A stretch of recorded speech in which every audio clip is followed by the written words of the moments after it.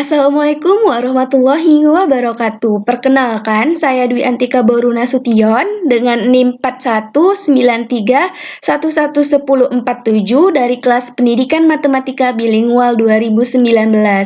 Nah, pada video pertama ini saya akan menjelaskan atau memaparkan materi dengan salah satu topik pada mata kuliah Pengembangan Media Pembelajaran Berbasis IT dengan dosen pengampu Bapak Khairuddin SSI MPD. Adapun topik yang saya jelaskan pada PPT ini yaitu mengenai multimedia interaktif. Selanjutnya, dalam PPT ini akan ada 7 poin yang akan saya jelaskan. Yang pertama, pendahuluan, alasan pentingnya multimedia interaktif. Yang kedua, mengenai multimedia. Yang ketiga, mengenai multimedia pembelajaran interaktif. Yang keempat, fase perkembangan media. Yang kelima, teori tentang multimedia interaktif. Yang keenam, bahan ajar berbasis multimedia interaktif. Dan yang ketujuh, keunggulan dan fungsi bahan ajar berbasis multimedia interaktif. Baiklah teman-teman, langsung saja kita masuk ke bagian yang pertama, yaitu mengenai pendahuluan. Nah, kita ketahui salah satu penyebab kurangnya kualitas proses belajar pada saat ini, khususnya di era revolusi industri ya teman-teman, 4.0 adalah bahan ajar yang digunakan oleh para guru tidak relevan untuk mencapai tujuan pembelajaran. Karena kita ketahui di era revolusi industri 4.0 ini, penggunaan teknologi dalam proses pembelajaran merupakan salah satu inovasi yang dibutuhkan pada era revolusi 4.0, sehingga diperlukanlah suatu usaha untuk mengembangkan dan memperbarui perangkat tersebut dengan inovasi-inovasi terbaru dan menerapkan teknologi kekinian. Nah, ada beberapa alasan mengapa pentingnya melakukan pengembangan bahan ajar. Yang pertama, bahan ajar yang sesuai. Nah, dilakukan pengembangan agar bahan ajar tersebut sesuai dengan apa? Dengan tuntutan kurikulum dan juga kebutuhan si peserta didik. Yang ketiga, tidak lagi tergantung pada buku teks. Jadi, guru tidak hanya bergantung pada buku teks saja. Yang ketiga itu adalah menggunakan banyak referensi. Yang keempat, menambah hasanah pengetahuan dan pengalaman guru dalam menulis bahan ajar. Yang kelima, membangun komunikasi pembelajaran yang efektif. Dan yang keenam, menambah angka kredit jika dikumpulkan menjadi buku dan diterbitkan. Nah, kita ketahui pada saat ini, khususnya di era saat ini, penggunaan bahan ajar berbasis multimedia interaktif sudah sangat mungkin untuk dikembangkan. Kenapa? Hal ini dikarenakan pemanfaatan bahan ajar berbasis multimedia interaktif selama proses belajar diyakini dapat meningkatkan kualitas proses belajar. Nah, kenapa dapat meningkatkan kualitas proses belajar? Karena multimedia pembelajaran interaktif memiliki beberapa kelebihan. Yang pertama, tentunya multimedia pembelajaran interaktif ini lebih simpel, praktis ya, bisa dibawa kemana saja, serta bisa dibuka dimanapun dan kapanpun. Yang kedua, dapat dikontrol oleh penggunanya. Yang ketiga itu dapat merangsang pengguna untuk belajar dan menyajikan materi dengan teks, audio, dan video sehingga lebih menarik tentunya teman-teman. Nah, dengan demikian proses pembelajaran menjadi lebih interaktif ya, inspiratif, menyenangkan, menantang, memotivasi peserta didik untuk berpartisipasi aktif serta memberikan rangsangan yang cukup, kreativitas dan kemandirian sesuai dengan bakat, minat dan perkembangan fisik serta psikologi peserta didik.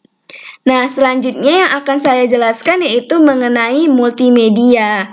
Nah, apa sih multimedia itu? Nah, di sini kita ketahui teman-teman bahwa ternyata multimedia itu terdiri dari dua kata ya, yaitu multi dan media.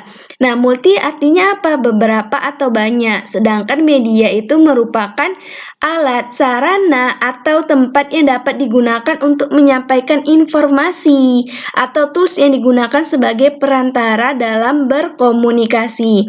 Nah, dari hal tersebut tentunya kita dapat menyimpulkan apa sih multimedia itu. Nah, jadi di sini dapat kita simpulkan bahwa multimedia itu adalah media yang dikembangkan dari beberapa media digital yang memadukan antara teks, gambar, audio, animasi, video, dan hyperlink untuk menghasilkan suatu informasi. Selanjutnya dapat disimpan, diproses, dan disajikan. Nah, ternyata ada beberapa komponen yang membangun multimedia. Karena multimedia tadi kan kita ketahui adalah media digital yang memadukan antara teks, gambar, audio, animasi, video, dan hiperlink kan untuk menghasilkan suatu informasi. Jadi kita ketahui bahwa komponen penyusun multimedia di sini sebagai bahan ajar interaktif itu merupakan perpaduan teks, gambar, audio, video, animasi, dan hiperlink. Nah, apa sih itu teks? Nah, jadi teks pada bahan ajar interaktif ini diperlukan untuk mendeskripsikan informasi yang diperlukan untuk menyampaikan pesan tertentu. Sementara gambar ini tentunya sebagai pelengkap si teks dalam menyampaikan informasi, sehingga lebih mudah untuk dipahami pengguna. Selain itu, teman-teman, gambar juga dapat merubah situasi abstrak menjadi lebih nyata, terutamanya sangat berguna ya pada pembelajaran matematika. Kemudian ada audio. Nah, komponen ini berfungsi sebagai alat bantu untuk menyampaikan informasi dalam bentuk suara. Penggunaan audio dapat dipadukan dengan teks dan gambar. Kemudian ada video atau animasi. Nah, komponen ini berfungsi untuk mendeskripsikan materi yang bersifat proses tentunya. Animasi-animasi yang ada tentunya dapat mengilustrasikan hal-hal abstrak itu menjadi lebih nyata. Misalnya, pemanfaatan animasi pada materi bangun ruang ya pada pembelajaran matematika, rantai tekanan, fotosintesis, dan lain-lain. Kemudian juga ada hiperlink. Nah, apa sih hiperlink? Nah, hiperlink ini fungsinya sebagai tautan yang berisikan bagian dari bahan ajar interaktif. Selanjutnya kita akan membahas mengenai multimedia pembelajaran interaktif. Nah, jadi sebenarnya multimedia pembelajaran interaktif ini merupakan perpaduan multimedia interaktif dan multimedia pembelajaran. Nah, di sini kita harus tahu dulu apa sih itu multimedia interaktif. Nah, dan apa sih itu multimedia pembelajaran? Nah, multimedia interaktif terlebih dahulu kita bahas ya teman-teman. Multimedia setidaknya terdiri atas dua kategori, multimedia linier sama multimedia interaktif. Nah, apa sih itu multimedia linier? Nah, jadi multimedia linier ini adalah jenis multimedia yang tidak dapat dikontrol, disimpan, dan disajikan oleh penggunanya. Multimedia ini berjalan dan berproses secara terurut. Contohnya apa? Misalnya, film pada televisi. Yang kedua ada multimedia interaktif. Nah, jadi multimedia interaktif ini adalah dia multimedianya yang dapat dikontrol, disajikan, dan disimpan oleh penggunanya.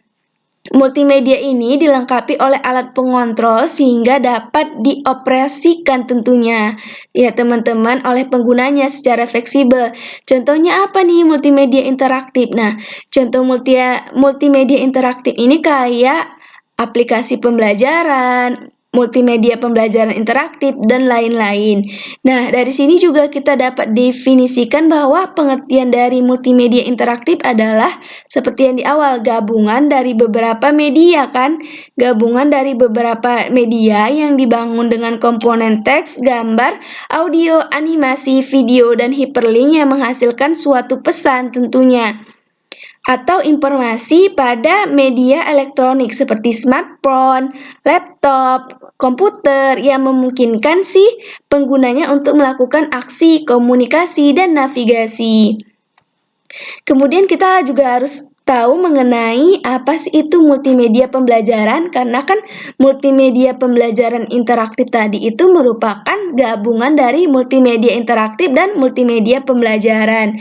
Nah, apa sih itu multimedia pembelajaran? Nah, multimedia pembelajaran itu sebenarnya merupakan pemanfaatan multimedia dalam proses pembelajaran, di mana terjadi interaksi antara guru, siswa, dan sumber dengan bantuan multimedia yang digunakan bertujuan agar pencapaian tujuan pembelajaran lebih maksimal. Nah, teman-teman, dari pengertian multimedia interaktif dan multimedia pembelajaran, kita ketahui bahwa ternyata multimedia pembelajaran interaktif itu adalah suatu program atau aplikasi pembelajaran yang dikembangkan, tetapi dia memadukan antara teks, gambar, video, animasi, dan lain-lain dengan bantuan komputer. Kemudian yang keempat itu mengenai fase perkembangan media. Jadi, Sebelumnya pasti ada namanya fase-fase. Nah, pada awalnya kita ketahui bahwa seorang guru itu merupakan sumber utama atau teacher center yang digunakan dalam proses belajar. Nah, akan tetapi selanjutnya itu pada tahun 1657, kemudian barulah buku mulai digunakan sebagai sumber pelengkap untuk belajar. Nah, hal ini ditandai dengan bermunculan alat bantu mengajar atau teaching aids. Nah, teaching aids ini berupa apa? Berupa gambar, model, dan alat lain yang dapat membantu siswa berpikir secara kontekstual. Kemudian selanjutnya berkembanglah di pertengahan abad ke-20 itu penggunaan media visual yang dipadukan dengan audio visual. Nah, hal inilah yang menjadi cikal bakal berkembangnya media audiovisual pembelajaran. Yang keempat, selanjutnya perkembangan dan kemajuan media ditandai dengan kemajuan teknologi yang ditemukan di zamannya.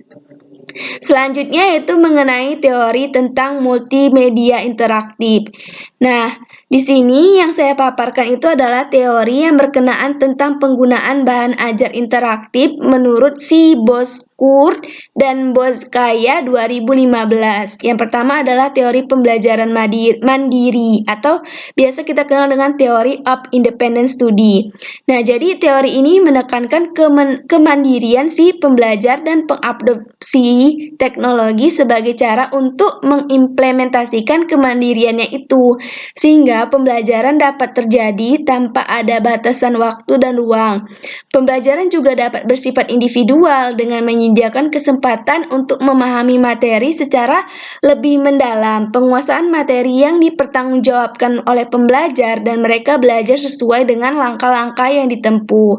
Kemudian selanjutnya yang kedua adalah teori jarak tanggapan. Nah, jadi teori jarak tanggapan ini dalam bahasa Inggrisnya itu adalah teori of transitional distance.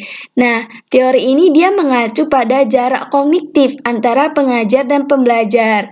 Jarak tanggapan adalah perpaduan antara psikologikal dan komunikasi. Jadi, peluang adanya kesalahpahaman antara input yang disampaikan si pengajar ke pembelajar. Konsep kunci dari teori jarak tanggapan ini adalah adanya dialog, struktur, dan otonomi pembelajar. Selanjutnya adalah teori kekayaan media atau teori of media richness. Nah, jadi berdasarkan teori ini, semakin bias pesannya, maka akan dibutuhkan lebih banyak petunjuk dan data untuk dimengerti. Teori kekayaan media ini menempatkan media komunikasi yang berkelanjutan untuk mengomunikasikan pesan yang kompleks. Kemudian ada teori pembelajaran multimedia atau teori of multimedia learning. Nah, teori ini dikemukakan oleh si Richard Mayer yang menjelaskan bahwa pembelajaran dengan multimedia dari perspektif psikologi pendidikan dan menekankan bahwa individu akan belajar lebih baik ketika pesan multimedia dirancang secara konsisten sesuai dengan cara berpikir manusia. Selanjutnya adalah bahan ajar berbasis multimedia interaktif. Nah, apa sih itu bahan ajar? Nah, perlu kita ketahui bahwa ternyata bahan ajar itu merupakan suatu perangkat informasi atau alat baik berupa tulisan maupun bukan tulisan yang disusun secara sistematis dan berfungsi membantu proses belajar untuk mencapai tujuan pembelajaran. Jadi, teman-teman, bahan ajar ini ada banyak. Berdasarkan fungsi dan tujuannya di sini saya buat dan bentuknya bahan ajar itu dibagi menjadi yang pertama bahan ajar cetak. Mungkin kita ketahui bahwa salah satu contoh dari bahan ajar cetak apa? Buku, modul, lembar aktivitas siswa, kan, handout, brosur, dan lain-lain. Nah, ajar audio. Nah, bahan ajar versi audio ini contohnya apa? Nah, contohnya itu bahan ajar yang hanya bisa didengar, misalnya kayak radio, kaset, CD, dan lain-lain. Nah, selanjutnya ada bahan ajar apa? Visual ya, ini salah ketik teman-teman. Visual, di mana bahan ajar itu dapat didengar dan dapat dilihat. Contohnya apa? Video, animasi, dan lain-lain. Selanjutnya ada bahan ajar multimedia interaktif. Nah, bahan ajar ini dirancang berbasis komputer seperti Computer Assisted Instruction, CAI, dan bahan ajar berbasis web. Nah, gimana sih guru ini mampu memilih dari jenis-jenis bahan ajar ini. Nah, jadi guru itu harus mampu memilih bahan ajar yang sesuai, tetapi dia dengan memperhatikan hal-hal berikut. Yang pertama itu mengenai tujuan belajar. Yang kedua itu adalah tingkat kematangan kognitif si siswa. Yang keempat adalah relevansi dengan kebutuhan peserta didik. Yang keempat itu pendekatan model dan strategi pembelajaran. Nah, selanjutnya itu mengenai keunggulan dan fungsi bahan ajar berbasis multimedia interaktif. Nah, jadi ada beberapa keunggulan dan fungsi dari bahan ajar berbasis multimedia interaktif. Tentunya yang pertama, multimedia interaktif ini tentunya dengan hal ini lebih cepat seseorang itu menemukan informasi yang diinginkan. Yang kedua itu bahan ajar interaktif ini lebih mudah digunakan dibandingkan versi cetaknya. Karena kan kita ketahui bahwa bahan ajar multimedia interaktif ini kan dapat diakses kapanpun ya, tidak terbatas ruang dan waktu. Nah, artinya bahan ajar ini dapat diakses kapan dan dimanapun Anda berada. Yang ketiga adalah bahan ajar interaktif dapat melakukan proses revisi, koreksi, dan penambahan informasi dengan cepat.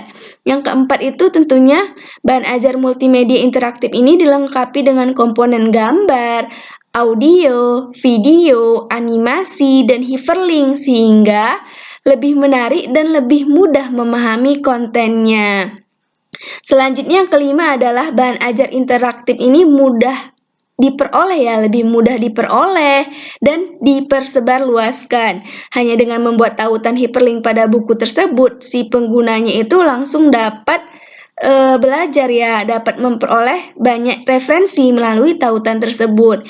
Yang ketujuh, dengan multimedia interaktif, maka proses belajar itu berlangsung secara interaktif, sehingga siswa dapat melakukan aktivitas belajar secara mandiri tanpa tergantung dengan guru, sehingga proses pembelajaran itu tidak hanya berpusat pada guru saja atau teacher center.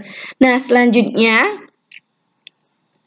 multimedia interaktif ini juga memiliki beberapa fungsi. Yang pertama itu adalah sebagai salah satu alternatif bahan ajar yang dapat digunakan untuk menghadapi perubahan proses pembelajaran daring dan tatap muka.